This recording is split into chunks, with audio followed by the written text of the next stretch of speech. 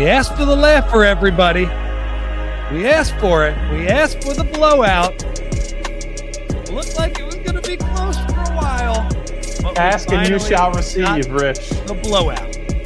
Ask and I shall receive, as Kyle says. Welcome to the PHLY Sixers Show, presented by Bet365 from the Xfinity Studio. I am Rich Hofmann. I am here with my friend Kyle Neubeck. And Kyle, that was a fun one, man. I feel like, you had a tough one yesterday. I think everybody knows what my record is in the post-game pods this year. So that was a fun one to get after a pretty tough loss yesterday. Like everybody's down. Maybe the worst loss of the season. The Sixers get back on the right track. And it was a lot of fun. Rich, even when it got a little dicey there in the third quarter and we had to worry about, hey, is this another one they're going to let get away?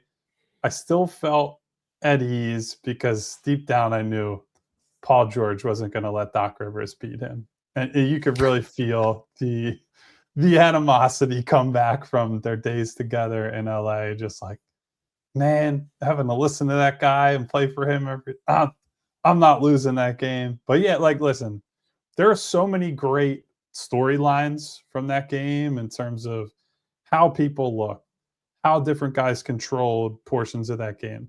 Certainly, we're going to probably try to skip over the pick and roll defense as much as we can because, boy, that was a disaster. But on a night where you're down Quentin Grimes, you're coming off a bad loss, you just had so many things go well for you.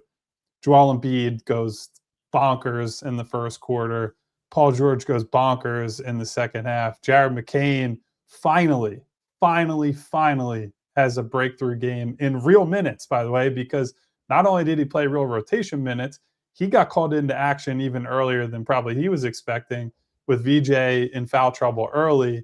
And before he had the fourth quarter explosion, gives you good early minutes, right? So, Rich, where do you even want to start? There are just so many directions we could go. I guess what is your big takeaway or your main thing? Where do you want to start with this game? Well, the main thing for tonight is pretty much everything you just said. What a get right game for the Sixers. We're going to have 3 or 4 segments and we're going to be able to fill them pretty easily with good stories because, again, you just go on down the list. There were a lot of really good performances, yes, outside of the pick and roll defense. But I think where I want to start, I said before the game, Paul George, Joel Embiid didn't play in the first half of the back-to-back. Sixers have a really tough night. They owed them a good performance. And yes, you got 24 first half points from Joel Embiid, but where I want to start with is Paul George because that was an amazing performance, man. There's so many things we can get to there offensively. Like you said, making Doc Rivers' life hell, making his return to Philly pretty tough. I guess the first thing I'll say, and I'll just let you go after it, kind of what stood out to you, because I do have a few notes as well, is just man, he is such an aesthetically pleasing player when he's got it going. Yeah. It's just really smooth and really fun to watch. And I thought that was a great mix of he got them a couple of ISO buckets that, as Devon will tell you, I'm not always crazy about those, but some late clock ISO buckets. And then he mixed them in with just some great 3-point shot making, opportunistic stuff in transition. Roland Rich hit his bet easily. The only mistake is that's what we really root for, is for Rich to look smart as a bettor for Bet365. That's what it's all about. I should have went higher. I said 20 plus points. Man, he had that at the beginning of the third quarter. But I guess the last thing I would say about his game before turning it over to you is I liked that it just everything was in the flow for the most part. I felt like he also made some really good passes when he got the advantage as well. 100%. The ball kept moving, and that's something Embiid did as well. So great game by Paul George. One of his best games as a Sixer. Really nice to see that he has that in him. So I want to key in on something, Rich, that I know you guys talked to me about, but also amongst you and Devon after the Houston game, which is those basic pin down plays involving Joel and PG. So when we talked after the Houston game, what happened in that game was Houston is switching every action there. They don't want to give up an easier Paul George 3 potentially. And that gives Joel opportunities on the block against guys who couldn't guard him, right? And there are similar things happening tonight where Milwaukee would switch that action, and then Joel's got a deep post catch against whoever it is, Bobby Portis or whoever. And the Bucks oftentimes would double that. Then they have to play recover defense onto Paul. And a lot of times Paul would be around the elbow, free throw line extended, pretty close to Joel, but far enough away where he's in a spot where he can ISO. And those are isolations I don't mind, because he was getting like AJ Green at times tonight. I specifically saw a few possessions where he gets him right around the elbow and is like, I'm just going to shoot over you, buddy. And so he gets himself into the flow of the offense or into the flow of the game that way, gets some of those to go down. He, backs him down a little bit, makes a shot or two closer to the basket. And as he gets himself going, then it just turns into he's burning down the house, right? Later in the game, there's nothing really to analyze. He was so hot that they're just throwing him the ball anywhere beyond the arc. He's walking into the offense and just pulling from three. It's heat check after heat check after heat check, and he's making all those. But I think you can see, because of Joel's progress and how good they feel about that play, to have him get a switch and dominate that matchup. Now there are little wrinkles that are, coming off of that. And so they're developing, more ways to beat you off of that. Paul certainly being healthier and looking more physically spry, I think, is a big factor too, because he can go by guys a little easier than he could last year when he was dealing with health issues basically the whole season. And I think you're right, Rich. Like, when he got going at the end of the third or early fourth is really when that game was over, because him and McCain just torched them. There are some possessions where Milwaukee's trying to overplay and get it out of his hands. And he did a good job on some of those of just, I'm going to go downhill and get by guys. And he made some outstanding passes, like cross court, skip, find McCain on the weak side wing, and drop offs to Adem Bona on some, pick and roll stuff around the basket. Like, that's one of the more complete offensive games, maybe the most complete offensive games he's played for the Sixers. And obviously we don't expect that on a nightly basis. I expect it every time they play the Bucks this year, I guess, because he's just really killing these guys. But it's one of those games where there's just nothing you can do with him. He's 6'8", 6'9", and is just hitting shot after shot from any spot on the floor. Great to see. And great to see him just like, combining with some of these guys that last year he didn't really get time with. Like, how many games did Jared McCain and Paul George share the floor together last year? And they basically controlled that beginning of the fourth quarter, the two of them, with their shooting. Yeah, I mean, that stretch at the end, man, it seemed like they did let the Bucks get back in it to where they have to bring back Maxey, and ultimately Embiid didn't get that close, but enough where it's like, all right, let's, by the way, the Bucks, they are a ridiculous team. Like, the Sixers are 3-0 against them. They have to be shooting like 48% from three, the Bucks, in that game. They're just so bad at everything else that, like, the offense, I will say, like, we talk about they need to get Embiid, Maxey, and George sort of working together on actions. And it felt like tonight's game, there was a lot of that. Now, again, it's because they're playing a bad team, but hopefully they can use that as the blueprint, because like you said, like the pin down screen from Joel to Paul George, that should be unguardable, right? Because if you want to switch it, then you throw it to Joel. But like, getting Paul George open for a three off a screen, like, they should do that 2 or 3 times a game at least. Like, that's a good shot. He has the ability to rise up and shoot that at a high 30s level. Like, that's a good shot. And yeah, you mentioned a couple of the passes that I wanted to talk about. He had a post up in the first quarter. He got doubled, threw it back to Maxey. Maxey drives, and then Paul George steps back and then gets the corner three. Again, there was just a lot of like good ball movement plays, and that's PG leveraging his skills. And the one you mentioned, he did throw a couple nice ones to Bona. Bona had that one dunk where he tried way too hard on one where he threw it off the backboard. But he did. I love that, though. I love the attempt. I love the audacity on that play. The pass he threw to McCain, where he drove into the paint, and that's just a cross court rifle, and Jared McCain is shooting the ball well. That's like, man, Paul George is playing really well. I think it's very clear, Bree. I think, do we have the graphic yet? He is our player of the game for tonight with 9 threes, Kyle. I believe that is the most crazy he has made as a Sixer. And, I will say it's kind of like the opposite of what Paul George has done for the season. He did have some good defensive possessions, but he had probably more bad defensive possessions in this game than sometimes he has in like a week's worth of games. But he was so good on offense. And it was just fun to see. You mentioned it at the beginning of the fourth quarter. No Maxey, no Embiid. It's a lot of him initiating the offense, and he did a great job of that tonight. Like, it wasn't just off ball stuff. They also, this is a play they ran with McCain a lot as well. They ran it with PG too. They ran him off the Iverson cut, and I feel like this was a nod to Doc Rivers. That's what they used to run with Seth Curry and Joel Embiid a couple years ago, where then they run the pick and roll on the empty side after running the player through the Iverson cut. And Paul George did a great job with that too. He found Embiid. He got all the way into the paint. He found guys on the opposite corner. So I think ultimately it's a good reminder.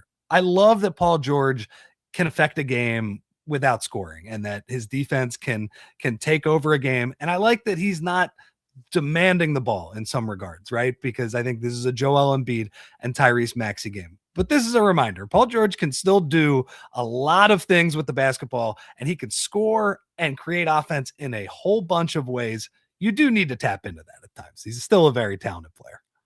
Yeah. And one thing I will say, I do think it's fair for people who are like, it's the Bucks without Giannis. Like, this isn't a good team, and we don't have to throw a parade over Paul having this game, or anybody having the game they had tonight for that matter. But I think it's just like to get a reminder every once in a while of the offensive ceiling that he has, that they have as a group. It's why there are a lot of people around the league who just refuse to quit this team. That's why there are many people in Philadelphia who refuse to quit this team for that matter. They're just like, man, every once in a while, or maybe like once every week and a half, they play a game where everybody is playing their part, all their wrinkles within their pep plays that are working. And like, hey, if you send doubles at Tyrese, Joel's going to kill you. If you double Joel, they have 2 or 3 dangerous shooters on the floor at any given time. Paul's capable of winning you a game here and there. And it's like, if they can just get this group there to the finish line of the regular season in relative health, they have outs. Like, they have outs in a playoff series. Like, Quentin Grimes, when he plays well, could win you a game. This version of McCain could win you a game. Like, so it makes you feel this jolt of positivity, regardless of what you think of the opponent tonight. And I try to hold on to that when we have to watch them play the Charlotte Hornets and go down by 50 to a team that has no business being up 15 points on them, let alone 50. So it was a get-right game for him, a get-right game for this team. You need these every once in a while. I'm glad that him and Joel showed up tonight in full force, because if they had taken the day off on Monday and then him and Joel show up for, the snow back-to-back, just like, heads down, whatever, just lollygagging through the game, I don't think a lot of people would have accepted that. It would have been, why didn't you play in Charlotte? Like, that type of stuff. So for his sake, I'm glad he got this one in. Glad he got another one over on Doc. I'm sure there are still, some, I was joking about it. I would imagine there are some complicated feelings between those two, if I had to guess. Yeah. And I think that this back-to-back shows kind of what this Sixers team is, right? They have a lot of things that can go wrong, particularly in a regular season setting. And especially when Joel Embiid and Paul George don't play in a game, like, oh yeah, like Tyrese Maxey is going to have to be awesome. And when he struggles, and it's like, lose this game by a lot. But when all the puzzle pieces click together, they do have, like you said, a lot of outs, a lot of ways they can beat you. It just might not look that way in a regular season setting over a week. They might have some games where they really struggle. Okay, so I think Paul George is a great place to start, but we have a lot of other things to get to in the show. pretty much all of them positive. You said it, pick and roll defense, probably not positive, but we won't harp on that too much. But first, we're going to hear from a few of our friends. Guys, we work a lot of late nights covering the Sixers. There are very few things that get me out of bed and out of the house in the morning, but the Wawa $5 big breakfast deal is one of them. It's a sizzly, whatever sizzle you want. I'm a bacon, egg, and cheese on a croissant guy myself, but they have all kinds of options. Any size, hot or iced coffee. I need a big coffee in the morning, and a hash brown. That's the whole thing, all for just $5. It's a go-to for me when I need something to fill me up in the morning, get me going. Also, tastes delicious. And if you want to switch it up and make it sweet, you can use their new caramel chocolate craze flavors too. I'm a caramel guy myself. I don't know, maybe Bree, maybe Devon are more on the chocolate kick. There's something there for everybody. And most importantly, it's $5. You're in and out. The deal's only in the mornings, 5 to 11 a.m. It's a nice window. You're up early. You're heading to work. You guys know it. Gotta have a Wawa.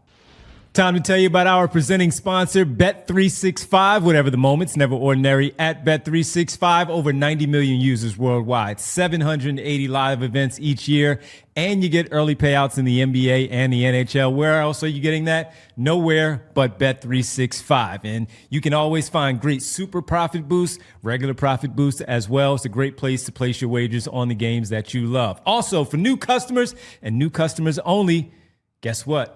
You get $200 in bonus bets when you sign up. That's right, win or lose.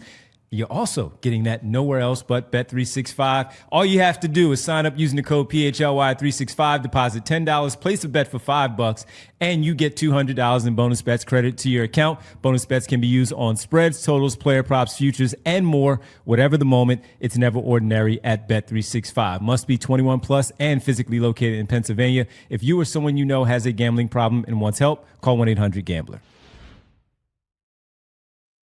And thanks to Devon for coming in on his day off and helping us. Look at that. The hardest worker at PHLY. It's dedication from Devon. And, you know, I mentioned Roland Rich earlier, Kyle. But Bettin' Bree comes through also tonight as Joel. Yeah. Oh, wait. I'm sorry. He didn't get the 10th rebound. I'm sorry. Oh, no. I screwed that up.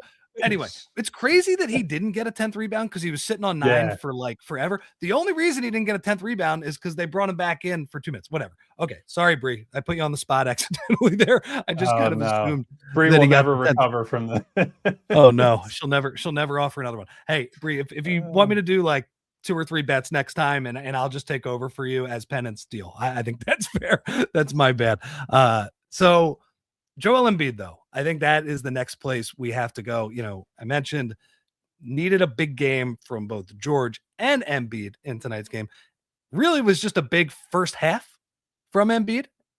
He finishes with 29 points, but 24 of them are in the first half, Kyle. 28 on Saturday in his last game, and then 24 in the first half tonight. And I got to say, man, like he started out in passing mode tonight. Like the first possession, he's literally looking at Maxey and he's like, we are going to run the dribble handoff until you were wide open. If it takes 5 times, we're going to do it. Maxey drills a wide open long 2. There was another one early on where he passes up a wide open shot and just passes it to VJ Edgecombe to get a better shot from 3. He makes it. Joel Embiid does not take his first shot of that game until over 5 minutes in. And he scored 24 points in the first half. It felt like old times. Didn't really need him in the second half. But again, like just it's crazy to see him at this level again. So I'm so glad you started with the passing approach early, Rich, because I thought one of the things that led to how they played tonight was exactly that. I thought this is one of their best, like share the ball, move the ball around the floor. And I think there were some other structural reasons for that. I think they had more shooters on the floor than normal, right? Like Justin Edwards and McCain are playing minutes that have been occupied by Jabari Walker, and so they're or Trendon Watford at times.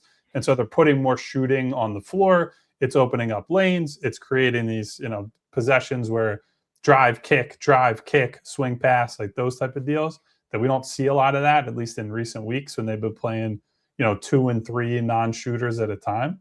But I think the pass-first approach from Joel also set the tone in that way, that this was not just like, I think against the Knicks, he had that huge first half and it was great. And we all feel really good about where Joel's at physically compared to the beginning of the year.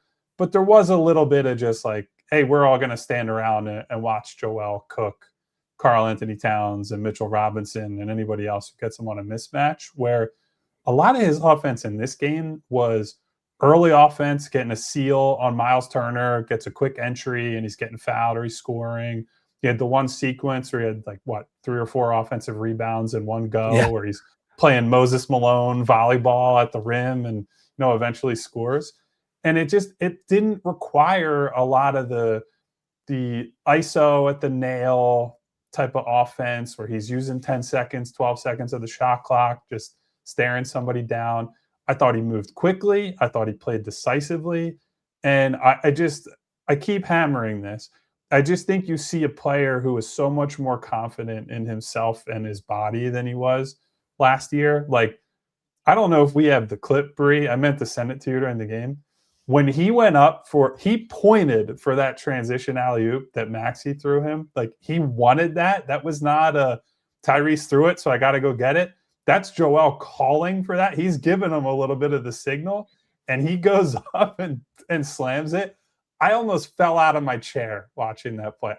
Tyrese did a halftime interview on NBC where he said he hadn't seen that since his second year, I think he said, which would have been, 4 seasons ago at this point. I can't remember, frankly, Joel throwing down a transition alley-oop ever. I've definitely seen him throw down a lob, but not on the move like that. That's just not something, even peak Joel athleticism, that we saw on any kind of regular basis. And so it's one of the many examples I think you're seeing of he's just able to play free now. It's not all right, if I'm going to beat this guy, I got to really think through what's my next step and my next step and my next step. He's just naturally countering what teams are throwing at him. He's exploding off the knee on drives.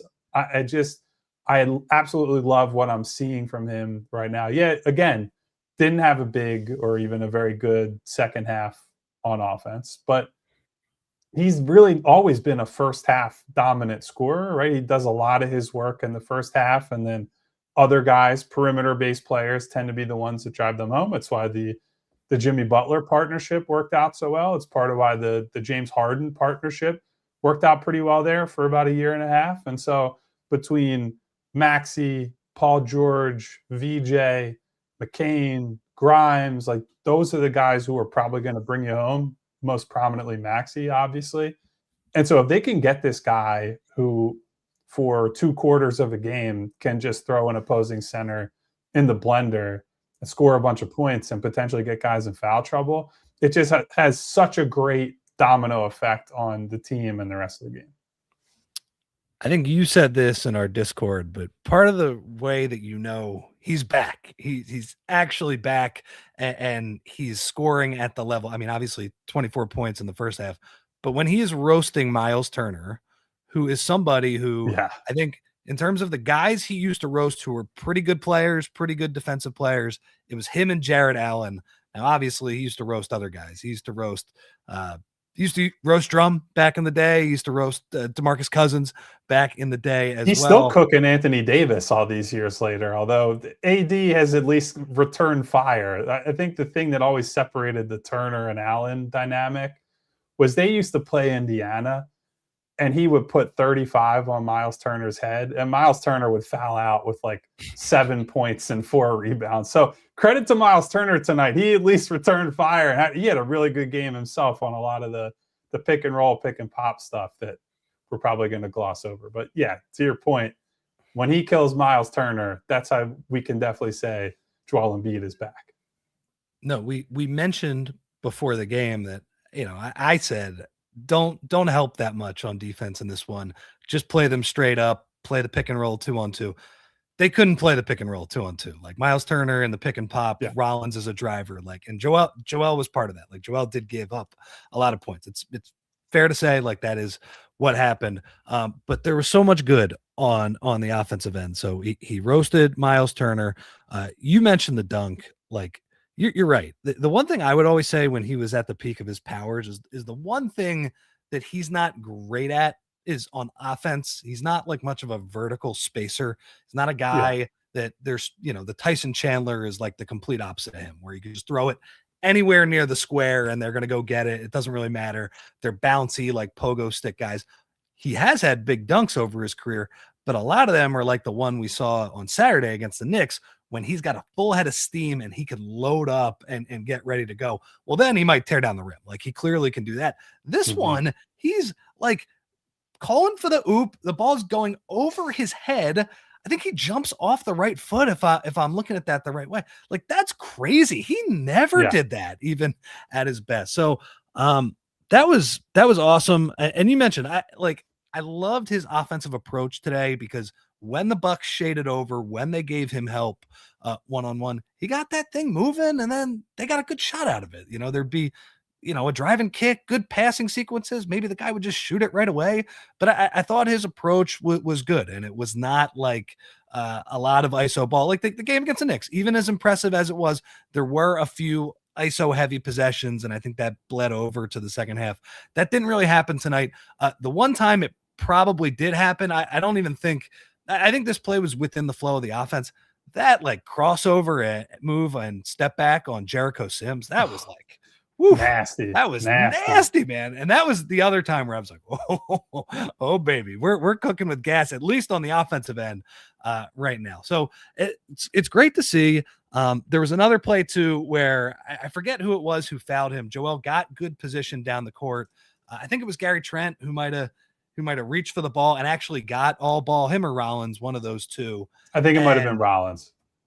Okay, so Rollins gets the ball, but it's a weird challenge by Doc because, you are taking 2 points off the board, but Joel makes the clear recovery of the ball. So Doc does win the challenge, and then they just go post up to Joel on the next possession, and he scores very easily on Miles Turner.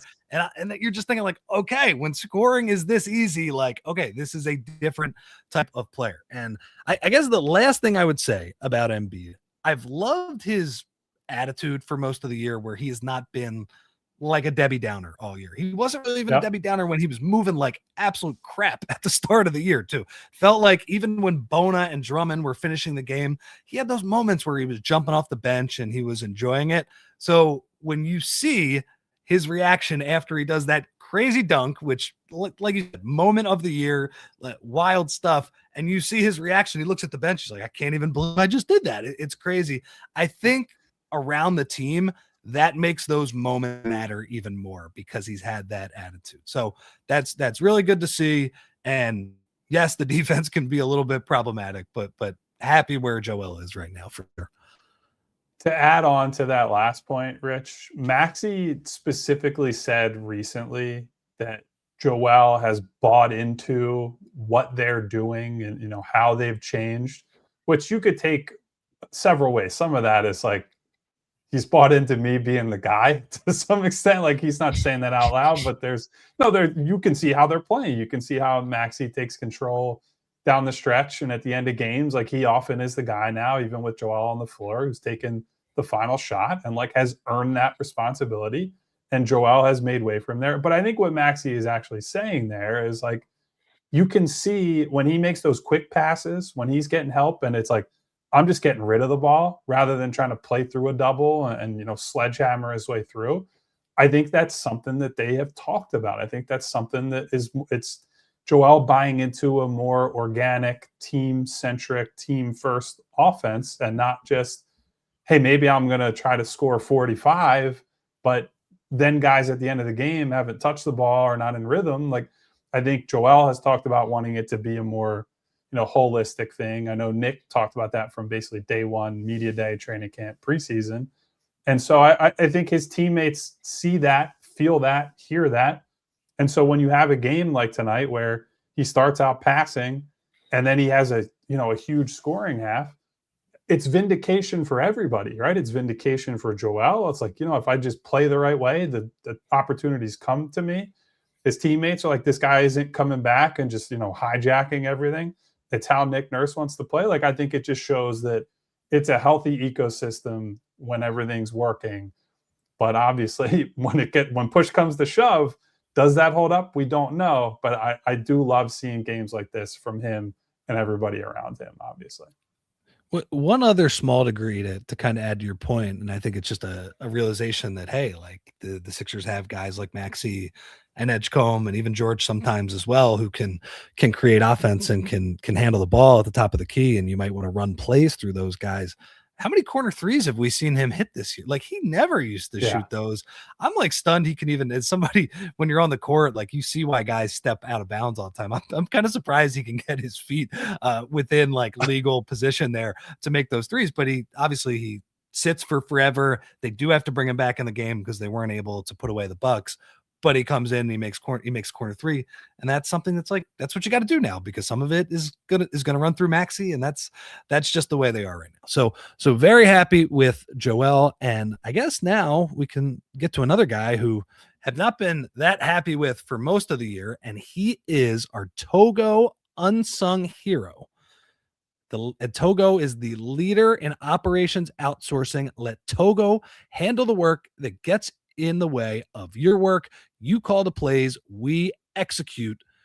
And Kyle, I think some nights this is a tough one to pin. People might even say that he was too notable to get this award. Yeah, Jared McCain, man, that was great to see. Jared McCain, like you said, he gets earlier run than I think we even expected. And part of the reason he got early run is that VJ Edgecombe got 2 fouls, like right away, like 3 minutes into the game. But we wondered, okay, is he going to be in the rotation tonight with Quentin Grimes unavailable? He was very much in the rotation. They ran offense through him, and then he catches fire in the third quarter. And for the first time all season, those threes go in. He makes a couple transition threes as well. Great game for Jared McCain. And it would be funny if we look back at the 37-point blowout against the Charlotte Hornets and say, hey, that was the springboard for the Sixers figuring out their guard rotation after a bunch of people had already turned off the game. But honestly, like, Jared McCain in the rotation at the start, my criticism of him all year is like, hey, you got to show something when you actually do get a chance. He showed a lot tonight. Great performance from him. Yeah, so I will say he was a pretty sung hero for me, but yes. we had to give him some kind of acknowledgement, award, however you want to put it, tonight. And so this works out perfectly. I do think before he had the explosion from 3 in the fourth quarter, the first half is a great example of how Jared McCain can be a value add to this team without going berserk as a scorer, without hitting 4 threes. Like, it was the first time this season, not the first time this season, first time in a while, we'll say, because he had some good games in like November-ish, maybe early December, before things really went off the rails. It's the first time in a while I can remember him being a consistently helpful cog in the offense, where they leaned into the Joel McCain combo 2-man game quite a bit in the stretch in the first quarter. And it's just a lot of the old, JJ Redick, Seth Curry, all that type of stuff, DHOs, pinging the ball back and forth. And there were plays that went by where, Jared's not getting a bucket, Jared's not getting an assist, but that initial action with Joel is putting pressure on the defense, and then the ball swinging around the perimeter. And maybe it makes its way back to Jared. Maybe Joel just goes and scores himself, but it's a good building block for the offense. And then he's opportunistic when, defense overplays him, drives to the rim. He gets that offhand layup on the left side that he really, really likes. He gets a catch and shoot 3, and just felt like, like he's finding himself. He's finding his footing within this look that they have going on. And then I think one of the biggest happy moments for me of the season was just seeing the team's reaction when he got going in the second half and the fourth quarter in particular, and especially VJ Edgecombe, right? Like, VJ being in foul trouble early was why Jared got on the floor. VJ is a direct hurdle to Jared playing more minutes. Quentin Grimes is the more like direct competition, but you draft VJ the writing is on the wall immediately, like, hey, Jared, your role is going to shrink this year. And like, this is a real guy that's in your way, probably for the foreseeable future. And for VJ and Jared to still, I have never seen those two have any kind of issue. Like, I think they have a good relationship. Their lockers are close in the locker room.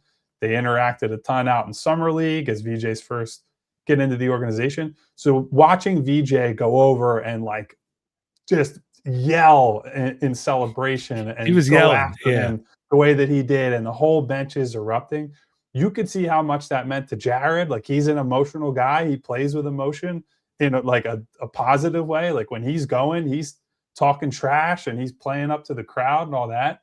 But it was a cathartic moment, not just for Jared, but the whole team. Like I said yesterday, I felt like I was seeing the team lose trust in him, not passing him the ball when he was open. Like, just, God, this guy just can't get going. And all it takes is garbage time against the Charlotte Hornets, and then he gets an early opportunity today. He runs with it. I hope that this is finally the breakthrough that he needed. And maybe, look, this is just a great opportunity. Grimes is out hurt. Deadline's coming up. Maybe they're a little cautious with him.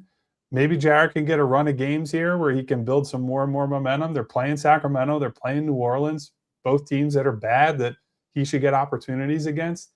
If they can get him back on track, that's as big as any addition that they could make at the deadline, quite frankly, because his shooting just adds a dimension to this team they do not have otherwise.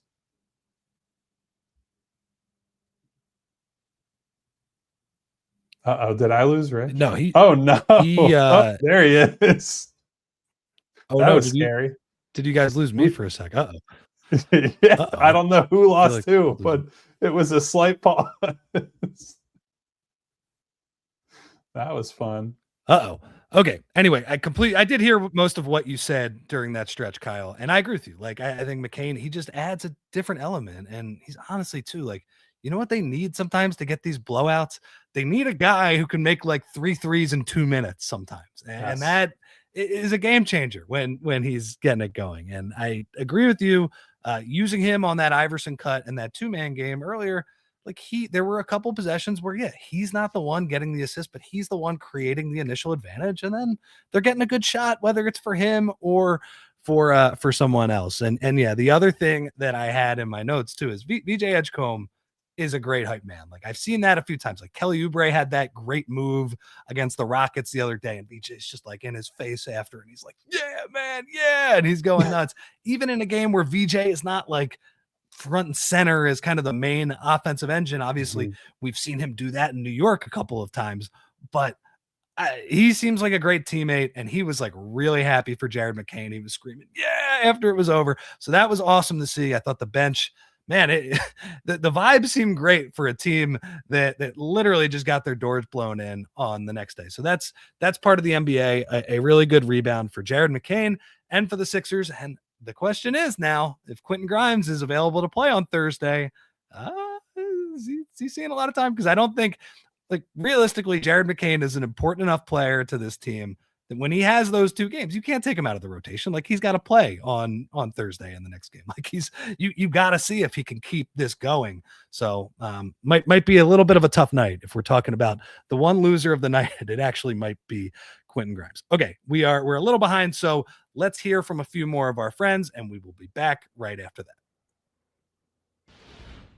Guys, managing your money does not have to be a struggle this year. Monarch is the all-in-one personal finance tool designed to make your life easier. It brings your entire financial life, that's budgeting, accounts, investments, net worth, and future planning, all together in one dashboard on your phone or on your laptop. Start your new year on the right foot financially and get 50% off your Monarch subscription with code PHLY. And guys, everyone has the habit of quitting that New Year's resolution by February. Not with Monarch. They help you reach concrete, achievable goals that you'll stick to for all 12 months. The app will establish personalized financial goals for you, letting you know what goals are realistic based on your current finances and how to stay on pace for those goals.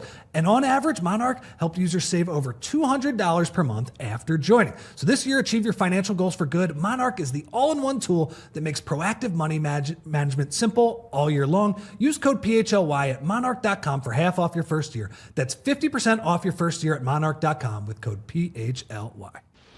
Do you really want Tyrese Maxey trying to defend some of the better front court players in the association? No, not really. That's not his strong suit. As talented as he is, you don't want him playing out of place. So it's not worth the risk, time, or the money for the professional basketball team. You need to keep your stars focused on what they do best, and the same goes for your business. You don't want your top people buried in operations, tedious, time-consuming, redundant activities that wear them down overall. You want them to keep your impact players fresh. And that's where Togo comes in, an integrated part of your team, taking the work off your starters' plates so they can focus on what really moves the business forward. Each Togo program includes dedicated staff, custom automations, and U.S.-based processes engineers who act as if they are your point guard overall. At Togo, turning your playbook into performance. You call the plays, we execute your way, and we advise along the journey. Visit harnesstogo.com. That's harnesstogo.com. Scale smarter, work faster, and stay focused on winning.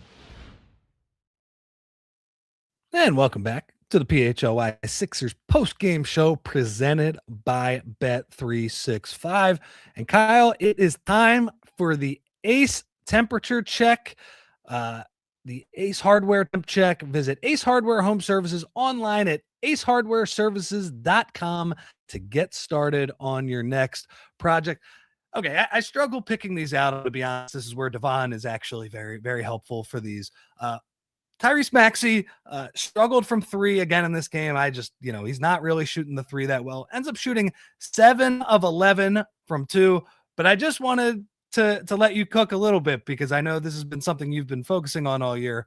Tyrese Maxey, a very successful 2-for-1 possession at one point. Oh my goodness, there. Rich. That was nice to see. What quarter was that in? I believe that was the end of the third, which also I think you're right. To end the dreaded third quarter that they've sucked in all year with a Tyrese Maxey perfectly executed 2-for-1.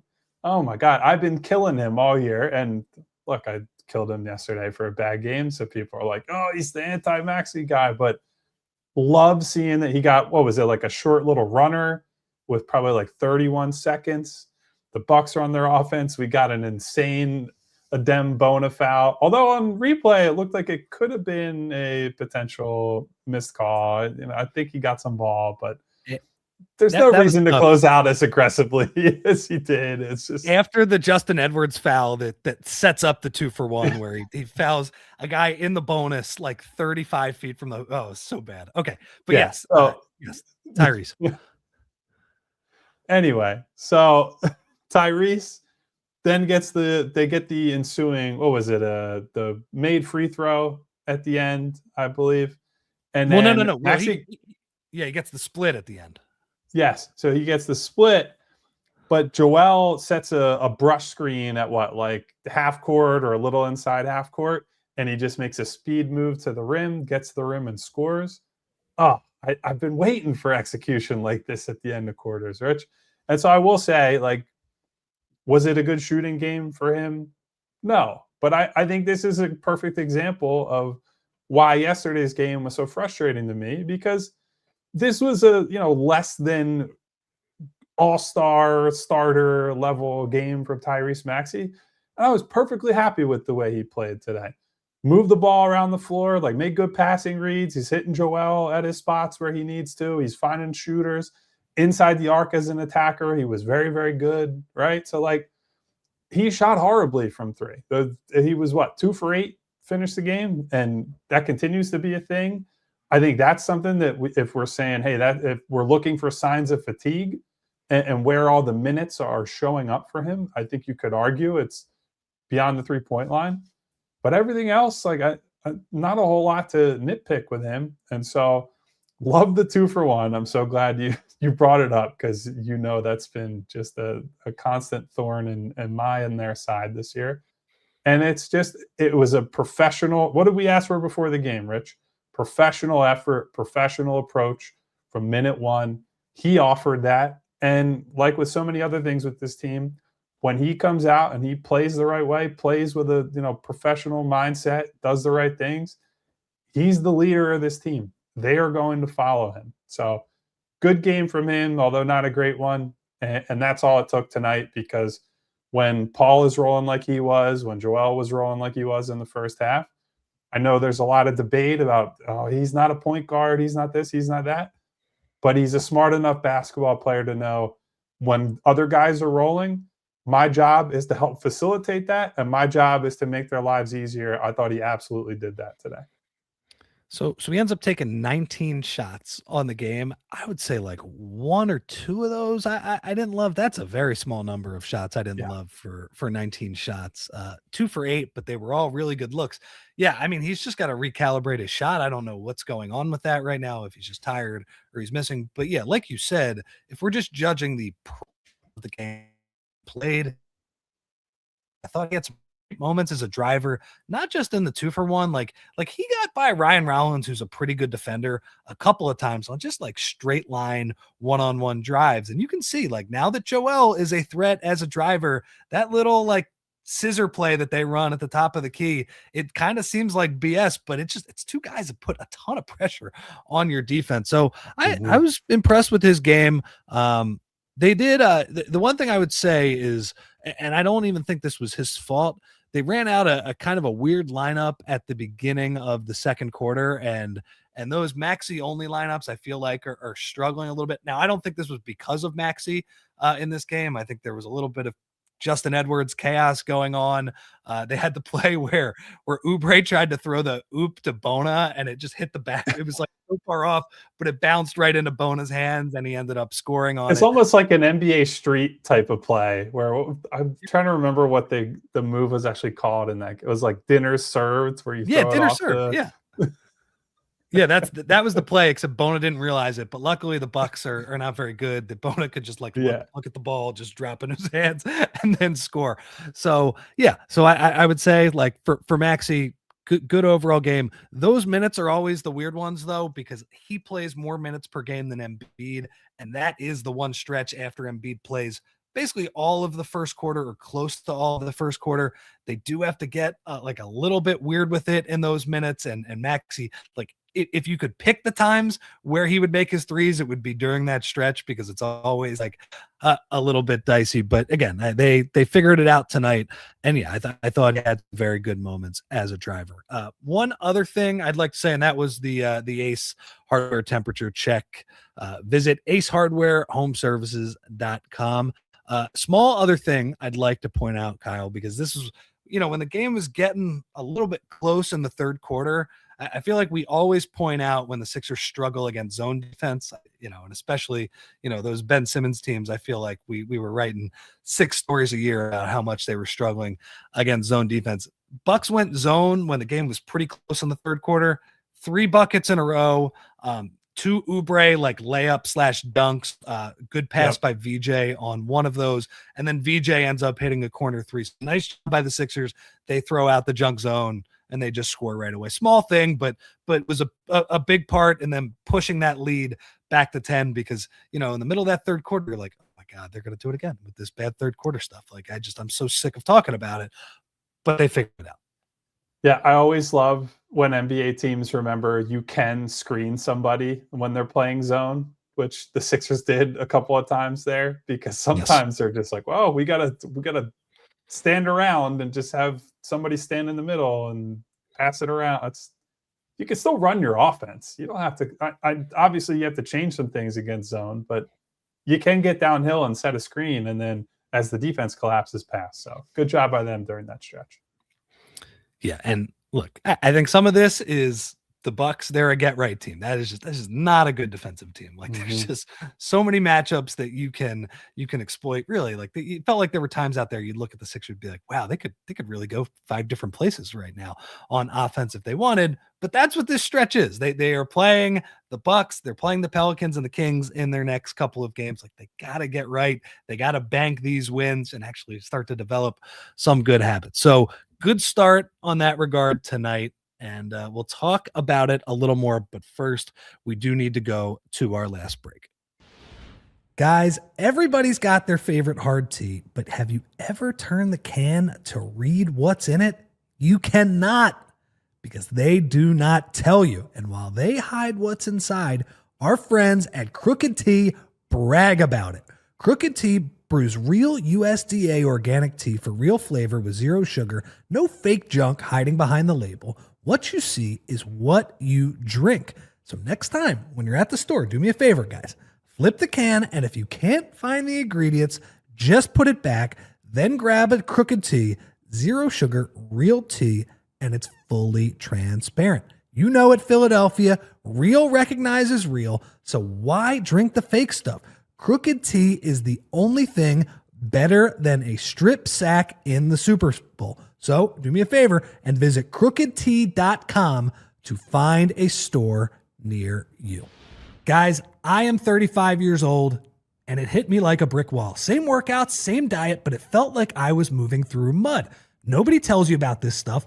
One day you're crushing it, and the next day you're wondering why everything is twice as hard. Because here's the thing. Most men, they start losing their testosterone at 30 years old and then lose it 1% every year after that. So I'm keeping it simple and doing something natural that supports my body where it needs it. That's why I'm taking Marsmen. It helps your body unlock usable testosterone so you can feel like yourself again. More consistent, natural energy. It's not like drinking a cup of coffee. It supports healthy T levels, energy, and stamina, and has a 90-day money-back guarantee.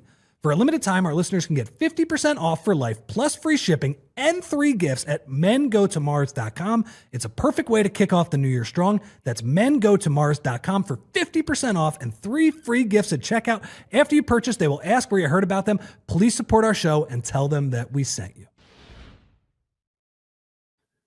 Welcome back to the PHLY Sixers show. That was a rich, heavy ad break there for everybody on the way home. Yeah. I think you're muted, buddy. So I think we have a couple more super chats on the way before we get out of here. And the first one is from Go Birds DH. Embiid I think I know what that stands for, by the way. I think I do too. We'll stay with DH for now. Embiid FC never flinched when they said he was washed. I think it's been a good time to be part of Embiid FC for sure. Hey, shout out to Dr. Jonathan Glashow. He may have to get a statue in front of the Xfinity Mobile Arena if things keep trending in this direction. With all of the slop on the internet, how have I not seen one of the "he's done miracles on me" montages with Jonathan Glashow? And I'm sure it's ridiculous. I'm sure it's like, his work picture with him in his white jacket, maybe him, on vacation or something like that. Somebody get on that. That guy did clearly a great job this summer with the surgery. And then the other super chat is from our guy EJ Barrett. He says that VJ's pass to Kelly in the dunker spot to beat the zone was wild. I don't know how he saw him. And sometimes Bona looks as good as he is bad on other nights. I want to focus on VJ real quick. I know we have Derek waiting in the wings from the arena, working hard down in South Philly. VJ just had an outstanding all-around game in a night where he was in foul trouble early. And it was the sort of game that when we watched him in college, you saw him in the Bahamas, was like, you just trust this guy's going to help you win games. He didn't blow you away in any one category, but 12 points, 8 rebounds, 7 assists, 1 steal, 2 blocks, 3 of 3 from 3. Like, he's just everywhere. And that sequence that you talked about and that EJ brought up against zone, there was a point in the game where it got a little dicey, and he was almost single-handedly responsible in that stretch for pulling them out of it, getting them back on track, and then Paul and Jared and these other guys are able to lead them to victory. So doing all the little things, taking care of the ball, big reason why they won tonight. So another really stellar game from VJ. 8 rebounds, 7 assists, 1 steal, 2 blocks pretty good. Like, I think, like everybody, he had a couple moments of on-ball defense where he was up and down. But again, a guy that just, even when he's not the main attraction offensively, is a lot of little stuff to help you win. Okay, Kyle, I do think we have guest from the Xfinity Mobile Arena. There he is, sitting. And look how clear that camera is, too. Wow. Hello, guys. Feels like an old-time Sixers Beat episode. Yeah, you ain't lying. It is. Derek, that was a fun one, and thank you for braving the cold, unlike me and Kyle and the snow, to get down there. Any big takeaways from whether it's Nurse, whether it's Embiid, Maxey, whoever it was? Oh, Paul George, obviously, after the game. Anything notable from the post game? Yeah, I mean, not a whole lot. I think for the most part, a lot of the conversation revolved around Jared. Obviously he has been down for quite a while now. Had that big fourth quarter the other night in complete garbage time, and then carried that over through this one. So a lot of Nick Nurse, a lot of Paul George. Obviously Jared was at the podium himself. A lot of that centered around, him and getting himself back on track and what he's done over the last couple of weeks and months to keep, get him back into a better spot mentally. So I think that is probably what the major focus was. And for the most part, it was just it was nice to see. You almost felt bad a little bit because it did seem like it was like, yeah, hey, you played great, but like, how tough were the last couple of months? How were you able to brave through this? Yeah. And it really felt like, yeah, it's great that we're talking about you making shots, but we're all also acknowledging that he has not been himself for quite a long time. So I think that was sort of the main takeaway there. And all I can say is personally, I'm just glad that they made a bunch of threes there in the second half, because I did not want to talk about the way they played defense really for the entirety of the game, because that was pretty atrocious. We have also ignored the defense for the entire show, as I'm sure you're not surprised to learn. So, Derek, to piggyback on what you're saying here, we felt and talked about watching the game that we could feel the emotion, not just from Jared, but from the entire team. Like when he hit that three to send the Bucks into a timeout in the fourth quarter, VJ is going crazy, the bench is going crazy. Like, yeah. Did that carry over into, what you were seeing post game and just like the team kind of rallying around Jared as at this tough stretch he's been through? No, I mean, he talked a lot about, how all of his teammates have been great, how they've all been very supportive, encouraging him to shoot. He called out Joel Embiid specifically, about continuing to give him encouragement even through the downtimes and having confidence in his shot. So yeah, he certainly, he acknowledged that the team has been there for him. He was even asked at one point, like, hey, you're watching VJ succeed, you're watching Quentin go out there and play. Is it hard to have sort of like mixed feelings about like, I want them to do well, but I also want to make sure that I have a chance to get back on the floor and show what I can do? And, he, for the most part, said, no, like this is you control what you control, put your best foot forward and, see where things go from there. But he certainly, it was called out, some of the reactions from the bench when he made some of those threes. And, Jared with the big bright smile certainly looked like he was very, very receptive and very appreciative of the support that he's gotten. Derek, speaking of reactions from the bench, did anybody in the post game talk about that Embiid dunk? I mean, that was, I haven't seen that. Tyrese said on the broadcast that he had not seen that since his second year. I would have said longer ago than that. Like, I don't really like never. Like that. Yes. No, he said Tyrese was, bragging in the locker room about, his clairvoyance, because he said he was going to throw Embiid a lob before the game. And he said he told Jared that he was going to get 4 threes in that game. And Jared actually ended up getting 5. So Tyrese was taking a lot of credit for his teammates' success. With that lob, at least he was able to directly claim some of that credit. But no, he joked about it. He said that he knew he was going to throw him one. It was certainly asked. I think we can all acknowledge that maybe Tyrese can joke that he saw it coming. I don't think anybody saw that coming. Even when Joel was sprinting down the floor, and I don't think he actually threw up a lob sign, but even when you saw that play developing, I don't think anybody truly expected that to play out, because we just haven't. To your point, I can't remember the last time we saw a lob to Joel. I think we got to hit a quick overtime here, right, Rich? Yeah. Let's get the overtime. Hit a quick overtime, everybody. Thanks for watching us on Fast. Conversation continues at allphly.com and on YouTube, so join us there. Go ahead. See, this is why we need Devon, because we know Devon will do that, but because it's you and I, we got to share responsibilities. So to finish off the McCain stuff for me, Derek, was there any discussion or any sense after the game of, I assume you're not going to pull a guy out of the rotation next game who goes 5 of 6 from 3, but with Grimes and, all the extra bodies they have, did the topic come up of like, how do you handle this with Jared the rest of the week or even just next game?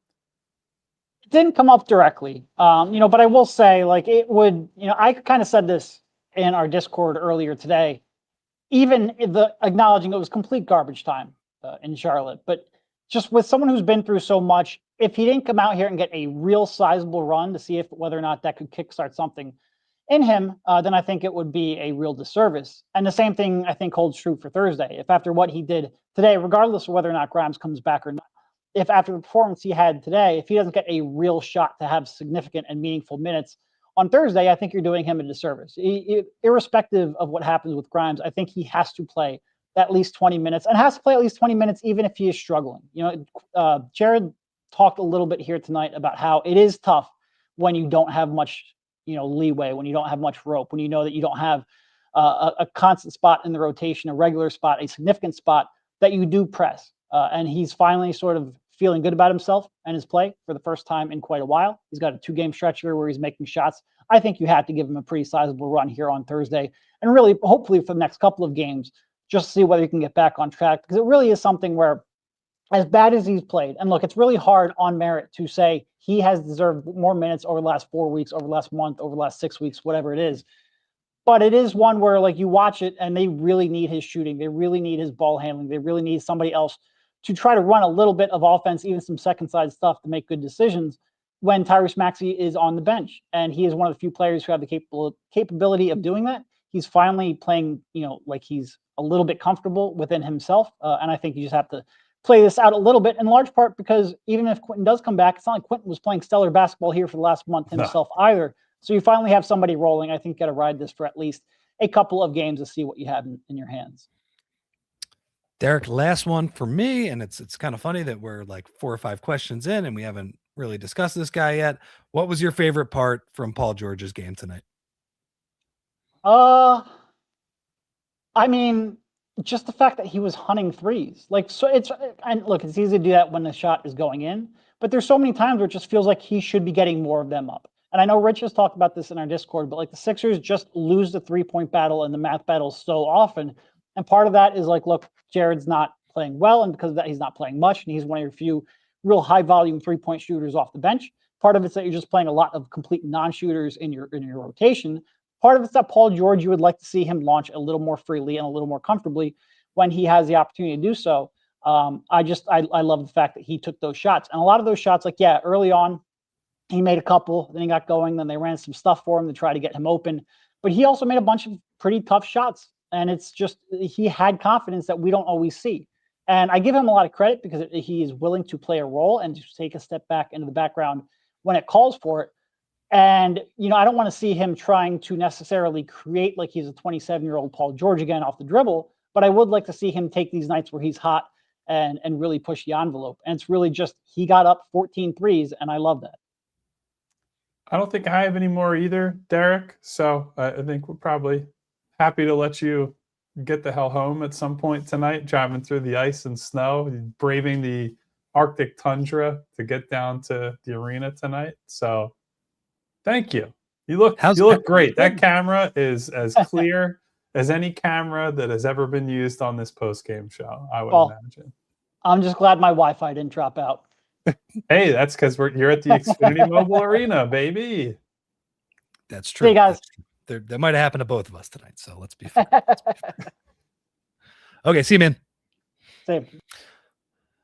I think I think Charlie, I should have asked him about, I was reading Charlie's story today from last night, and he said that they plowed the parking lots pretty well. So that is the only place in South Philadelphia, apparently, that is plowed correctly right now, because it seems like it's pretty hard getting down there right now. But yeah, man, that was a good win. I'm trying to think if there's any other small things that I have on the game.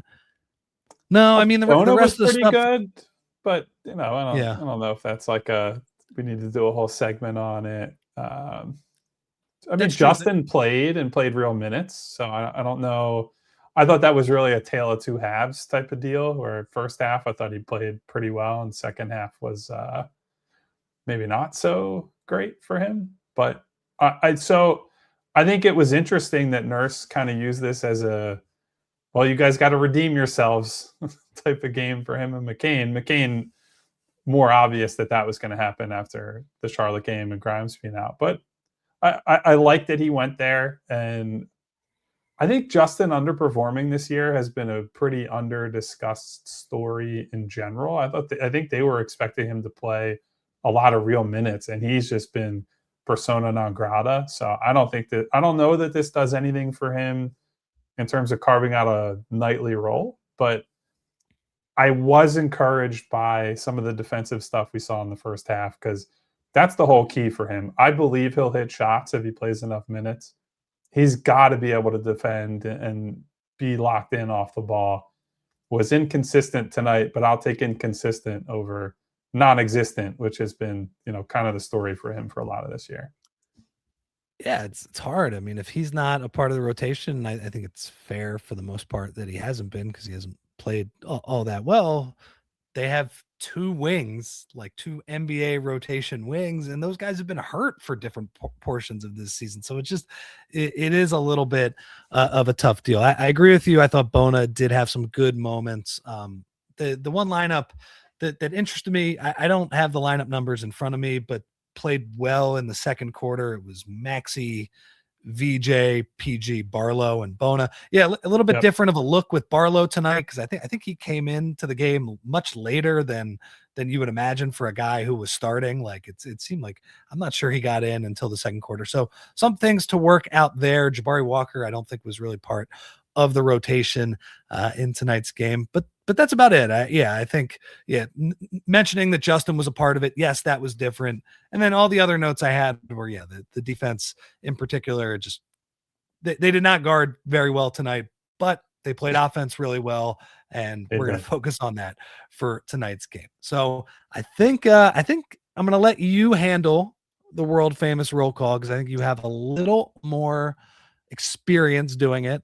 Devon obviously has the most experience, but with me at least. So I'm going to let you take us home. I got it. I even have names written down. One of the benefits of us doing our true ad breaks now, Rich, is I can take some notes during those 2 minutes that we get. So thank you, everybody who was here tonight. Scenes for everybody. Yeah. Thank you to everybody who was here tonight.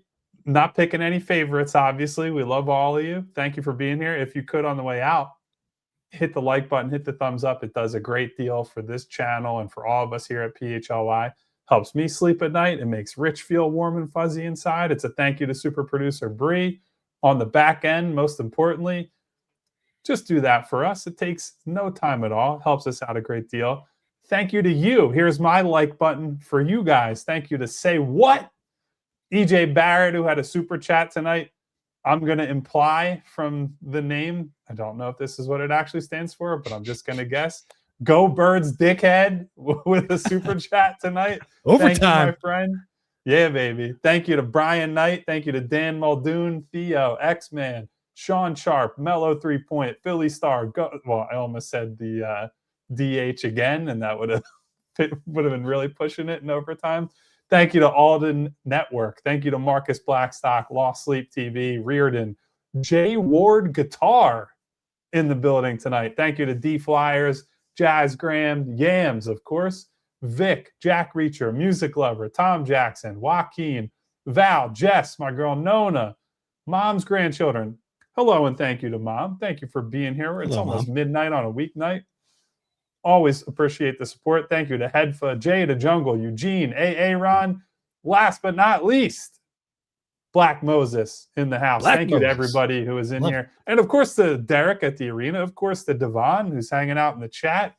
Could have just taken his butt to bed, although I know Devon is a night owl like me, so that's not going to happen. Thank you, everybody who was here on the way out. Hit the subscribe button, hit the bell icon so you get notifications each and every time we go live.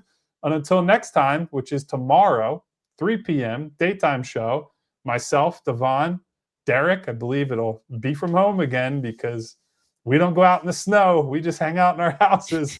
So 3 p.m., we will be back tomorrow, Wednesday. Until then, everybody, stay safe out there. Take care of one another. Goodbye. We